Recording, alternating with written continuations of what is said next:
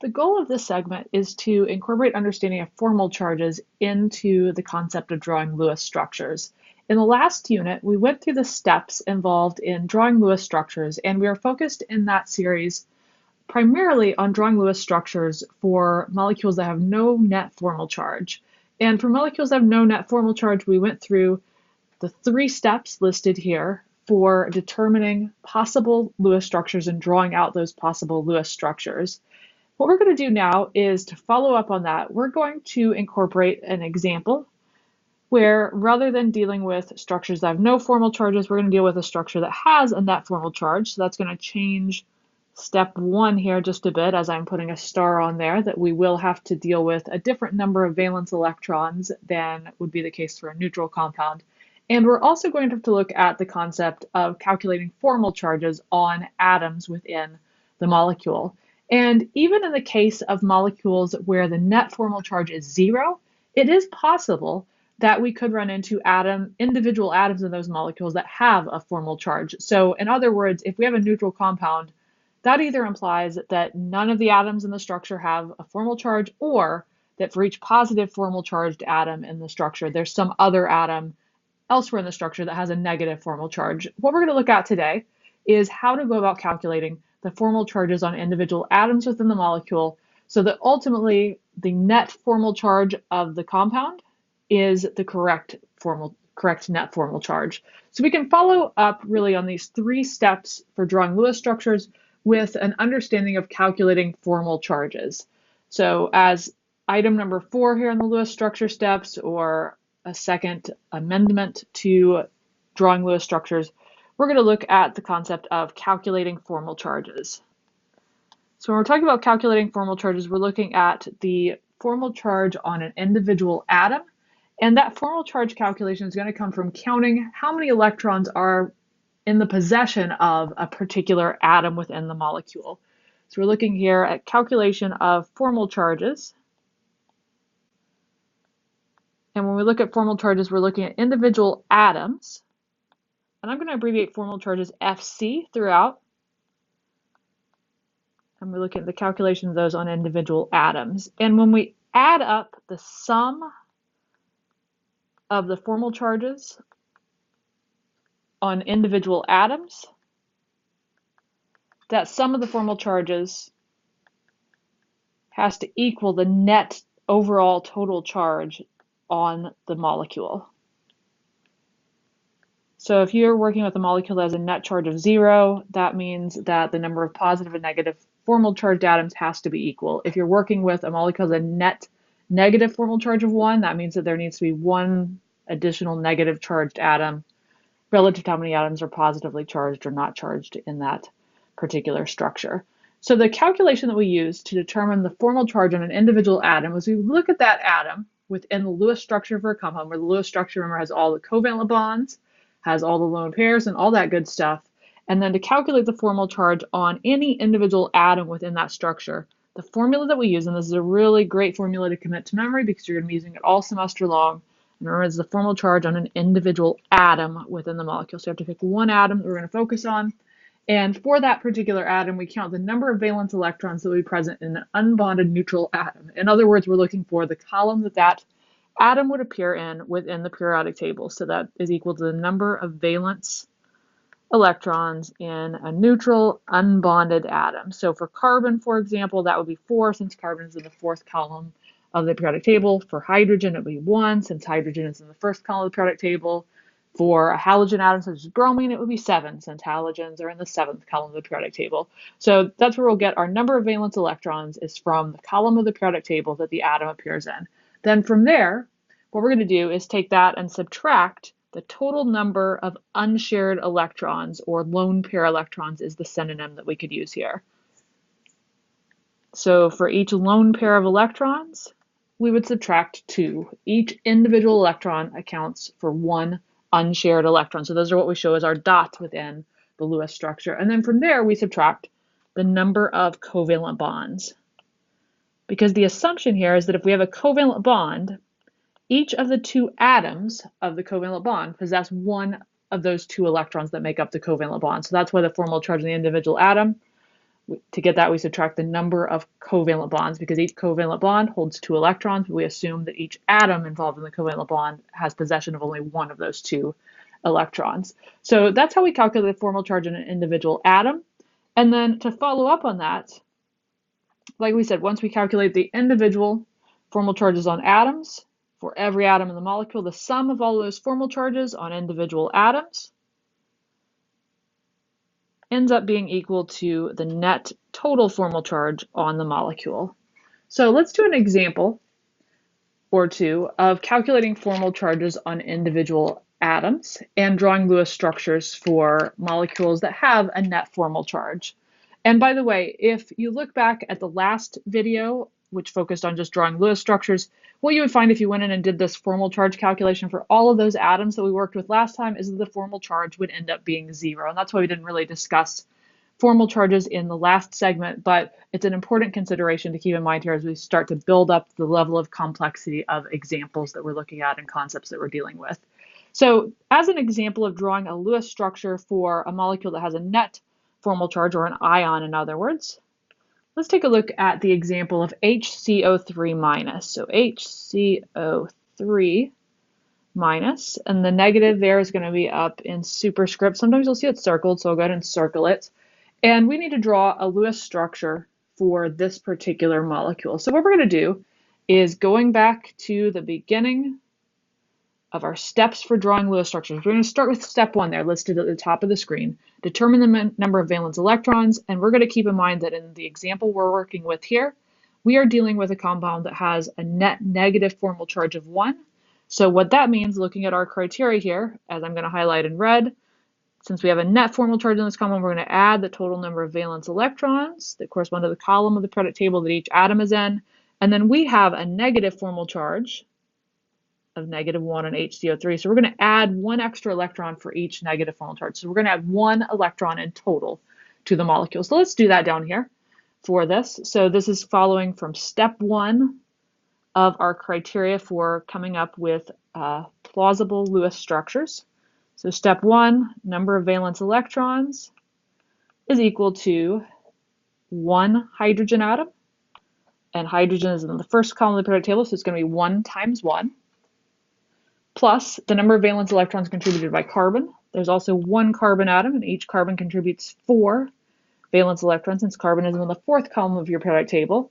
And then we have 3 oxygen atoms, so we'll put 3, and then in parentheses I'm going to put the number of valence electrons that each oxygen contributes.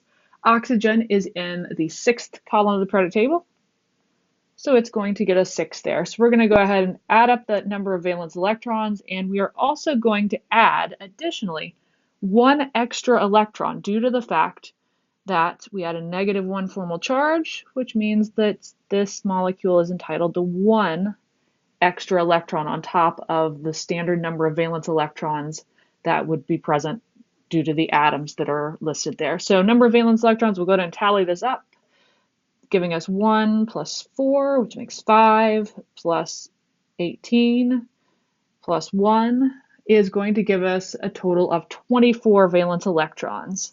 So it'd be 23 valence electrons if this molecule had no formal charge, but due to the fact that it has that negative formal charge in there, we have to add 1 extra electron, which brings our total count to 24. So we're going to have to make sure that our final structure that we draw has 24 electrons in total. So next step on the list is step 2 here, which is sketch out the possible arrangements of all the non-hydrogen atoms that are present in our molecular formula.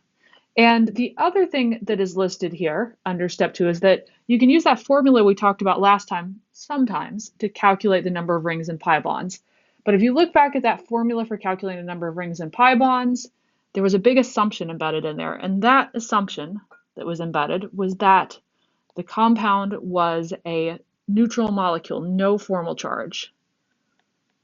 So it was for only compounds that are neutral. And in the case of the example we're looking at now, this compound is not neutral. It has a negative formal charge of -1.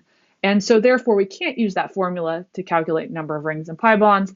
Instead, what we're going to do here is more of a guess and check sort of approach, walking through making possible skeletons, putting in rings or pi bonds, and then going onward to fill in our hydrogens and unused valence electrons to figure out what structure or structures are reasonable for this. So we're going to go ahead with step 2 here of our process of drawing out possible Lewis structures, and we're going to work toward drawing out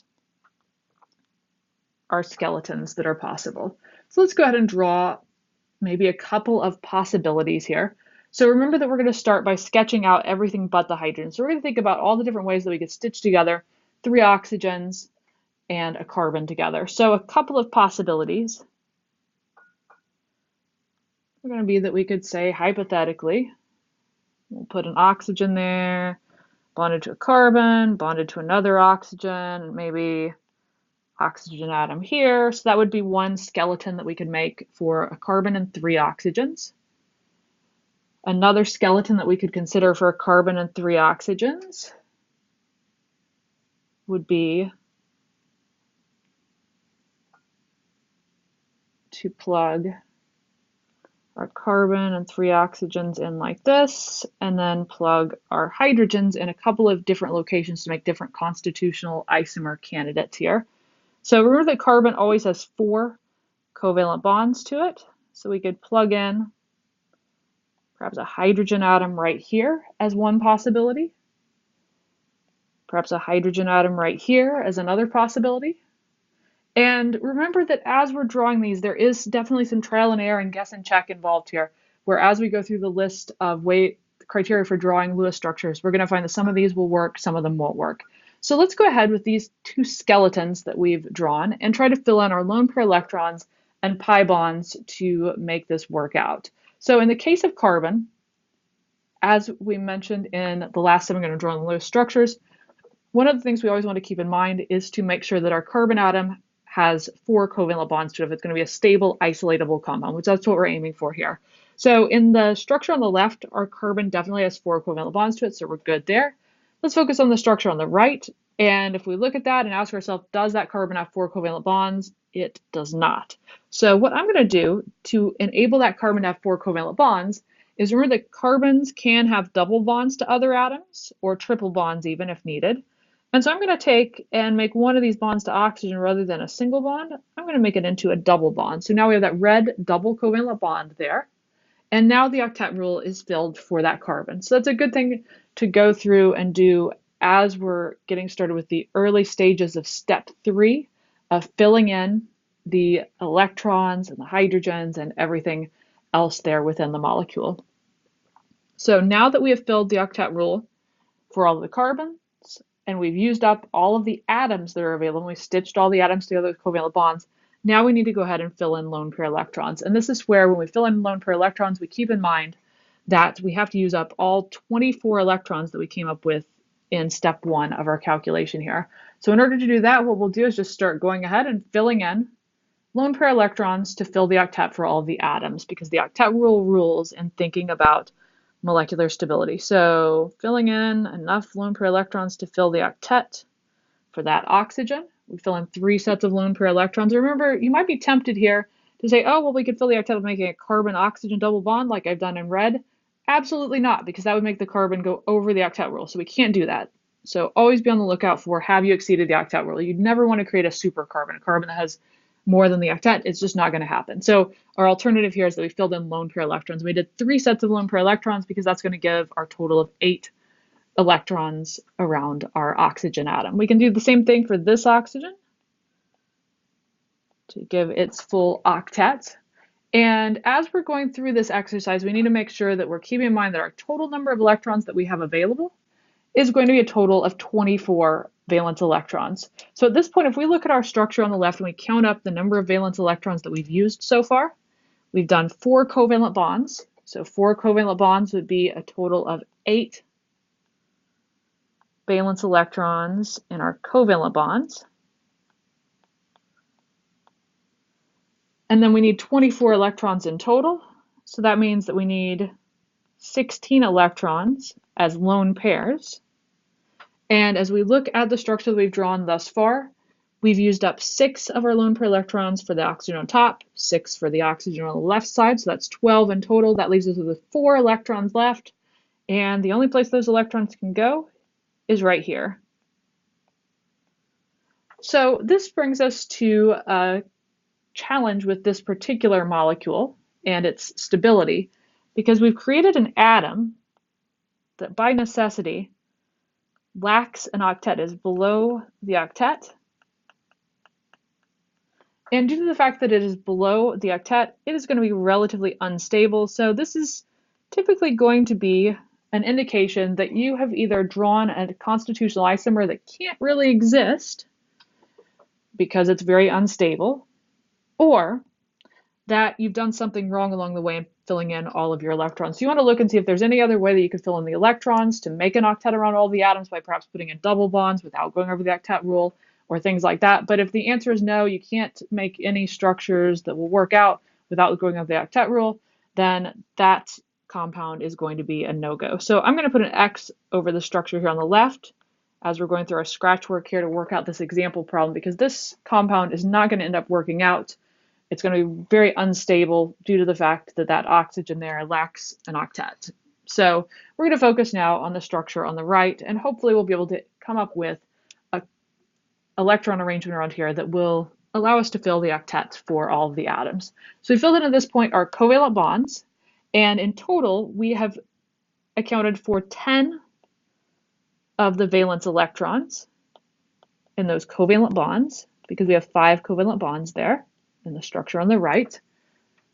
And now that means that we need, in order to get up to that 24 electron magic number, we need 14 electrons that are going to be present as lone pairs, or that we're adding in through making additional double bonds, etc. And there's no way to make an additional double bond here, because the only place you could do that would be, you could do it right here, and that would go over the octet rule for the carbon. You could try to do it right here in green, but that would go over the octet rule for the carbon, etc., etc. So we're stuck with just using lone pairs from here on out. We've determined that to get a complete octet around the carbon with 4 covalent bonds, which is, we always want 4 covalent bonds around the carbon to make it stable, that our total number of electrons in the covalent bonds is going to be 10. So that leaves us with 14 electrons to play with here and plug in.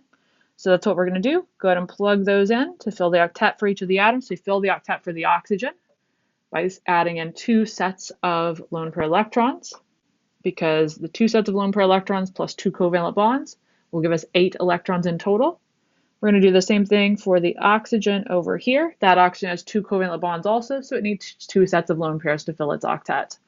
Let me come over to our oxygen on bottom, and we do 2, 4, 6 electrons would allow us to fill the octet there, and we need to double check, is our total number of lone pair electrons 14? I've drawn all the lone pair electrons in blue to help us keep track of those. And our total number, if we've done this right and our structure is going to work out, should be 14. If there's no way to make that number 14 without going over the octet rule or being under the octet rule, it means that the molecule that we've created will be very, very unstable. In fact, we're never going to go over the octet rule for these atoms. So indeed, we have taken care of a total of 14 lone pair electrons there. So we're good to go on that. We've taken care of 14 lone pair electrons. We had 10 electrons in the covalent bonds. That gave us the 24 electrons that we needed in total based on our calculation there in step 1 for number of valence electrons. The next thing that we need to do is we need to use that formula to calculate the formal charges on individual atoms within this structure that I've boxed in yellow here, this constitutional isomer that we've drawn of HCO3 minus. So since the net formal charge we saw in the molecular formula was -1, that means that the net charge on this molecule we've drawn has to be -1, meaning that if we add up the formal charges on each individual atom, the total net overall sum of those needs to be -1. So let's go ahead and calculate the formal charges in each individual atom.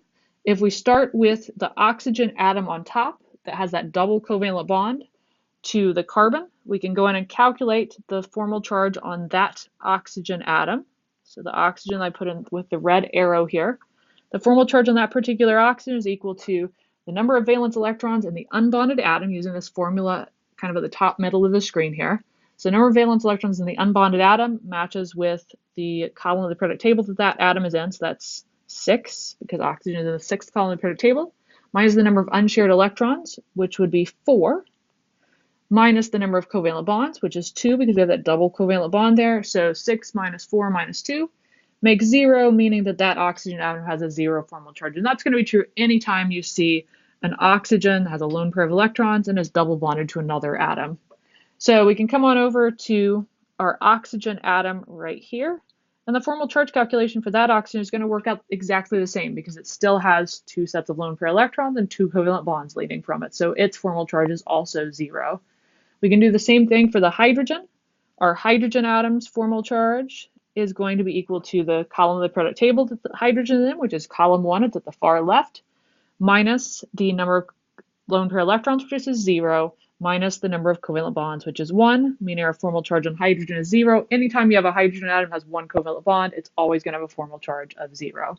Our carbon atom, anytime carbon has 4 covalent bonds, the formal charge is going to be 0. We'll go ahead and verify that by using our calculation just to get our practice in here.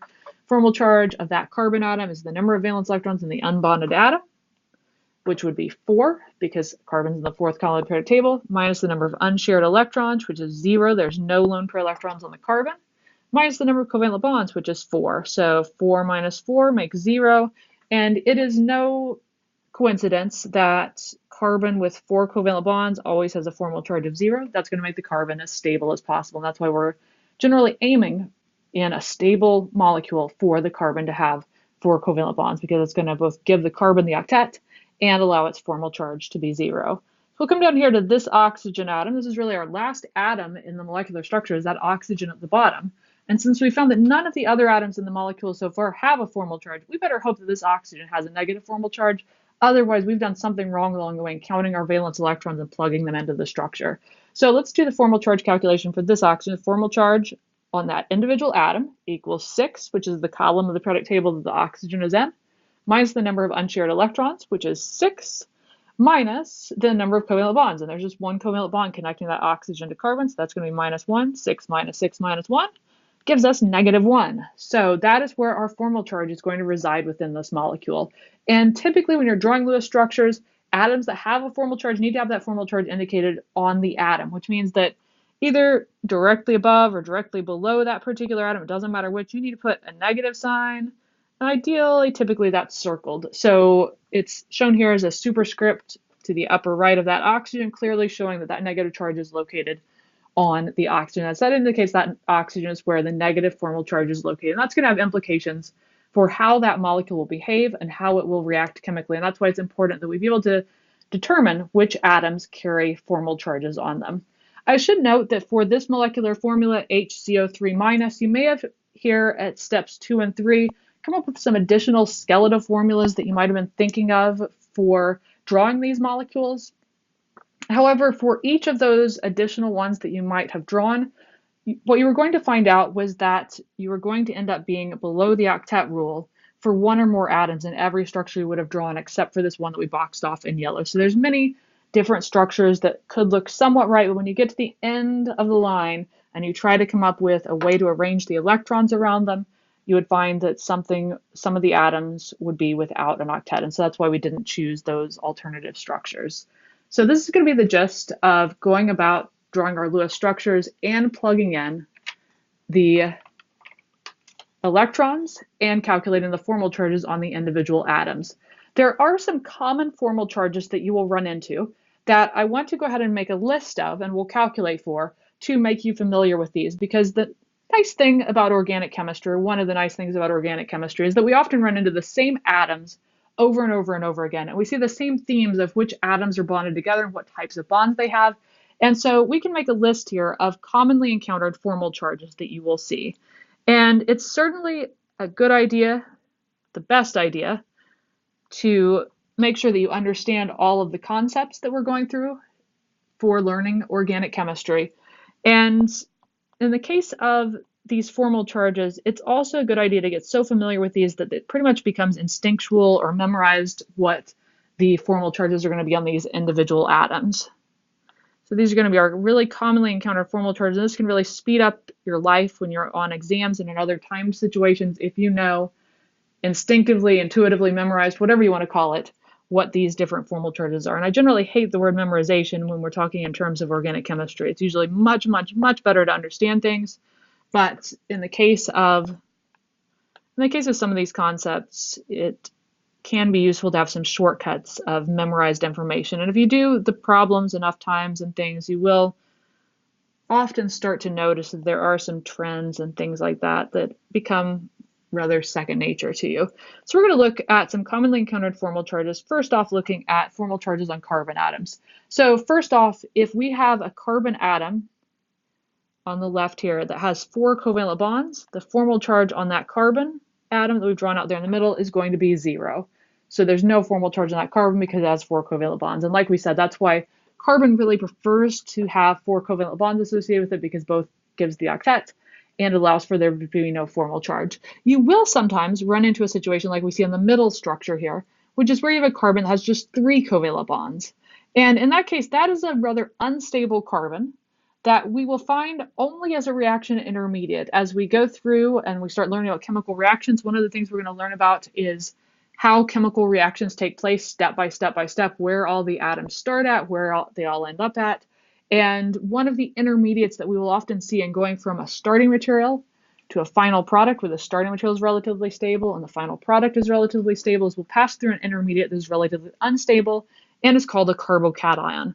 That is a carbon that has a positive formal charge. So we're going to see if we have a carbon that has 3 covalent bonds and no lone pairs, the formal charge is going to be +1, because if we use our calculation here for that particular carbon, where we take the column of the periodic table that it's in, which is 4, minus the number of lone pair electrons, which is 0, minus the number of covalent bonds, which is 3, that's going to give us a formal charge on that atom of +1. So that's why I put the positive sign next to the carbon. In contrast, another type of reaction intermediate that is relatively unstable, but which we'll see appearing transiently along pathways going from starting material to final product, is this carbon that has 3 covalent bonds and 1 set of lone pair electrons.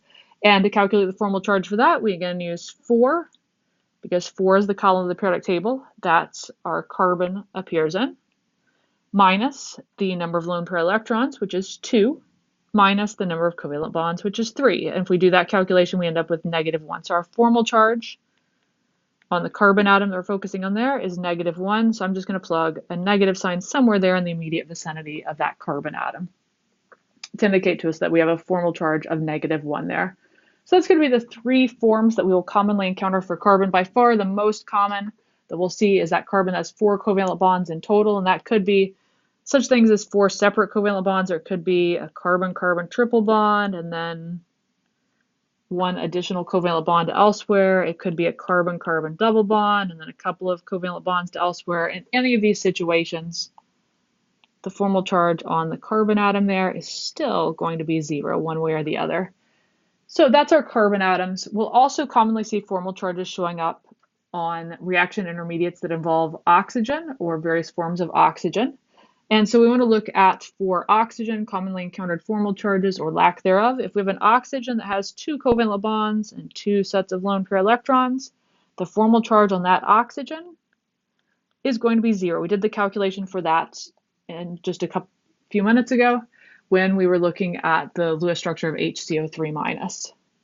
Similarly, if we have oxygen that has a double bond to whatever atom it's connected to, that oxygen is also going to have a formal charge of 0, which we could get by using that formal charge calculation formula.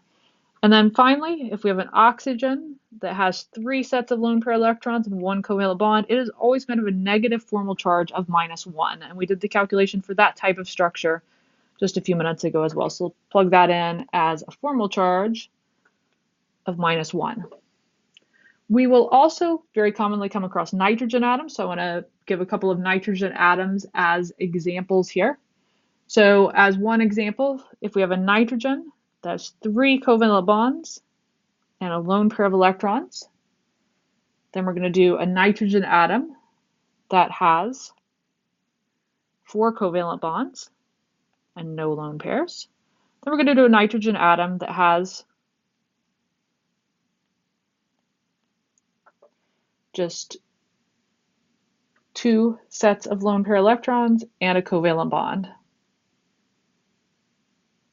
So if we take a look at our structure here for our nitrogen with our 3 covalent bonds and our 1 lone pair, we take our formal charge. Nitrogen is in the fifth column of the periodic table. So take 5 minus the number of lone pair electrons, which is 2, minus the number of covalent bonds, which is 3. So the formal charge on the nitrogen there is going to be 0. So anytime we have 3 covalent bonds and 1 lone pair on a nitrogen, formal charge is going to be 0.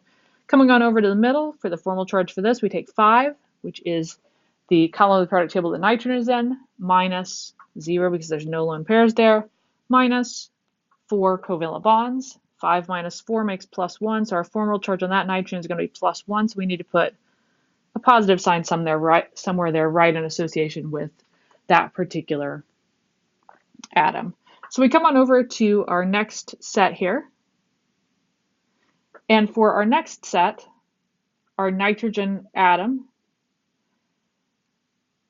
we actually need, to make this a commonly seen one, we need one more set of covalent bond there. So I'm going to go ahead and add that in. So we've got 2 covalent bonds and 2 lone pairs. So our formal charge here is going to be equal to 5, the column of the periodic table that the nitrogen is in, minus the number of lone pair electrons, which is a total of 4. These are 2 sets of lone pair electrons, minus the number of covalent bonds equals 2. So 5 minus 4 minus 2 makes a total of -1. So our formal charge on the nitrogen there is going to be -1. So that's going to be a nitrogen anion, a negatively charged nitrogen atom that we will see there. So the set of formal charges that we see listed here on the screen right now, and these different atoms, are common motifs that we'll see in organic molecules in terms of formal charges that we see on individual atoms. So getting familiar with these can make your life much easier and much more straightforward when you get into the situation of exams and quizzes and things that are timed and you need to predict what the expected formal charge on an atom is. You do always have the opportunity to go back, though, to your formula as your resource here for determining the formal charge of any atom that you will come across. You can always use this formula here that I've circled and starred, and that's definitely a really great thing to keep in mind and get familiar with as you move forward with calculating formal charges.